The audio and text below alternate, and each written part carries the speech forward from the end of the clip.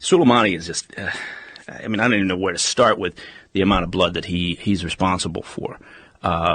People talk about, again, okay, he authorized operations and activities in Iraq against U.S. soldiers and against Iraqi soldiers and Iraqi civilians. But it goes back to the beginning of that. I mean, you could go back to 2003. And Soleimani was the architect. He dreamt up this idea as the U.S. was going into Iraq that he was going to, I mean, what he did was insane. He basically authorized, I mean, he's in charge, right? So he authorizes the release of a bunch of Sunnis that they've been holding on to, Iran being Shia, arch rivals being the Sunnis, essentially. And the Saudis are their arch enemy, a Sunni nation. But he released all these Sunni extremists that Iran had been holding on to, essentially ever since we had gone into Afghanistan, right after 9/11.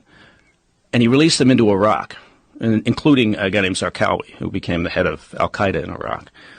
And within a few months of our getting out to Iraq, these Sunnis, basically under Soleimani's tutelage, had a series of bombings and started bombing everything from Shiite mosques to UN facilities, a Jordanian embassy, a variety of targets, killing thousands of Shiites.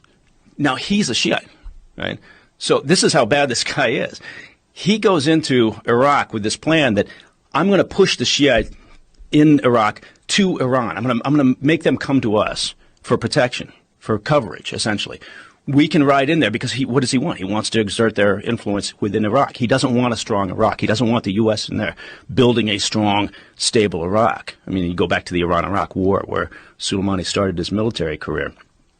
And, you know, there's no way, he's a true believer. There's no way he's ever going to let Iraq become stable again. And he's insane enough that he kills thousands of Shiite, his own people, right, in order to push the Shiite population in Iraq to Iraq.